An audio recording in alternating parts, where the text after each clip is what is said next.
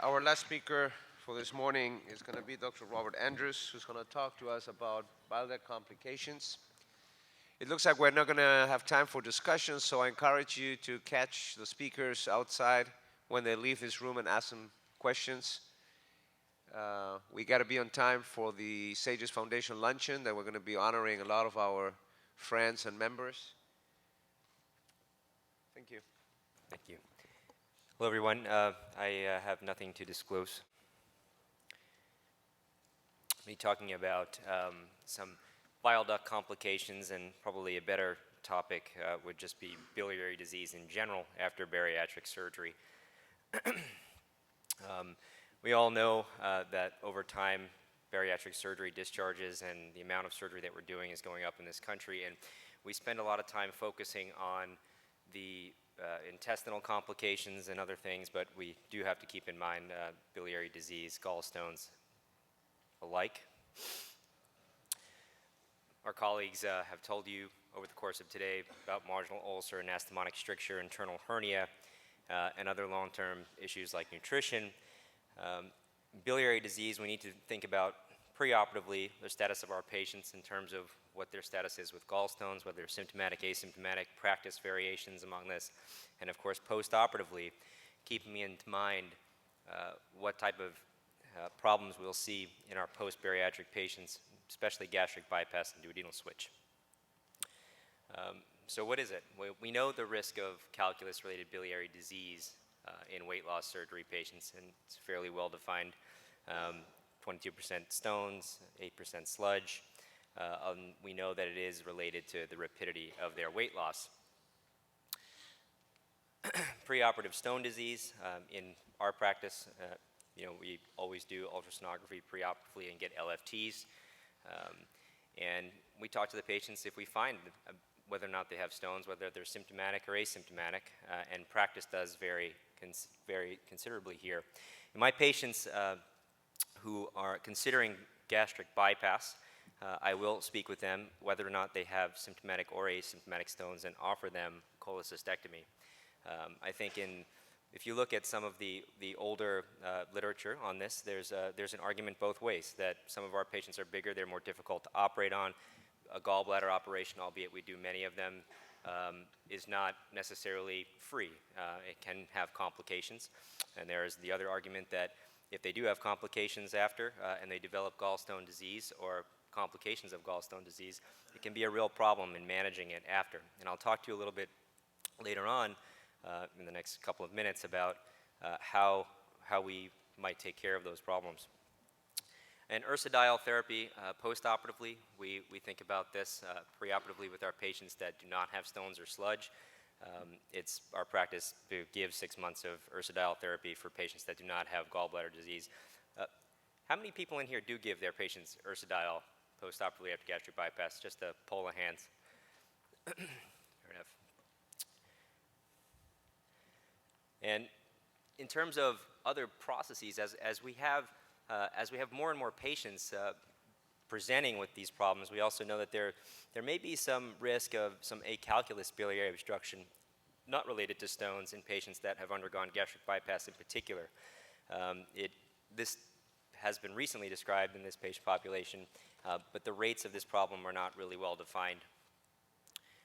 If you're looking at ampullary stenosis in general, we've found that it's been associated with patients that have had a prior cholecystectomy. So, for example, a patient that comes to you and has their gallbladder removed already, is a candidate for weight loss surgery, narcotic abuse, psychiatric comorbidities go along with this. And in general, for biliary disease, we have numerous therapeutic approaches. Presenting symptoms and signs may vary depending on what the problem is, whether or not this is stone disease, whether or not this is just stenosis of the ampulla. But in general, you're going to have a high percentage of your patients that present with chronic right upper quadrant abdominal pain. You'll have a nausea and vomiting history, and you may not have a good image for this, but a lot of these patients will come in with common bile duct dilation above 1 centimeter on imaging. For ampullary stenosis in general, not related to stone disease, as you find that percentage of patients that have had prior cholecystectomy, have had right upper quadrant pain is in the 90th, is about 90%. A lot of them will present with elevated LFTs, but many of them actually will not. Associated conditions with these problems: depression, narcotic, smoking, anxiety, bipolar disorder. And imaging, as I sort of mentioned before, if you have these patients that come in post-bariatric surgery, post-gastric bypass in particular, maybe duodenal switch, you may want to move forward and go ahead and get an MRCP or an ultrasound and see how big that duct is. 1 centimeter after cholecystectomy in an otherwise, middle-aged person is, as you know, something that may not be normal.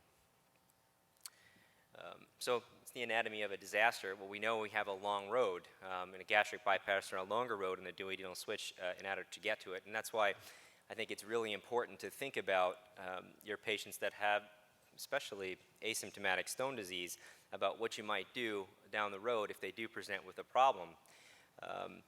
Our colleagues in advanced endoscopy and therapeutic endoscopy have become very adept at managing these conditions, to their credit, very skilled, but there's still a reasonable failure rate in terms of what you can do getting down these long root limbs. And there is, as we know, a higher risk of stone problems. So how do we access the ampulla after bariatric surgery? Well, there are many ways, and each patient is going to present with a different problem. Then you need to think about what is appropriate for your patient. As I mentioned, balloon-assisted enteroscopy, laparoscopic assisted ERCP, which I'll make an argument may be the way to go, percutaneous transhepatic access, PTC, and of course open surgical decompression. So in balloon-assisted decompression, there are some limitations here. You need highly experienced operators for this, as getting to the ampulla really is only half the battle. There have been reported rates of successful therapy in the 80% range, 70% range, which is not bad, but it really is operator dependent, and you need to have a very experienced, high volume endoscopist in order to do this at this point. There's no need for a G-tube after this type of procedure, as opposed to maybe a laparoscopic assisted ERCP. One may leave a gastrostomy tube in the remnant for later access if there's a problem. And of course, you can make an argument that this procedure, if successful, might be done as an outpatient procedure. Percutaneous access, the same indications as always, used to decompress the biliary tree in an emergent situation. Your patient presents with cholangitis. You're not able to otherwise decompress them. It's best used when your bile ducts are dilated.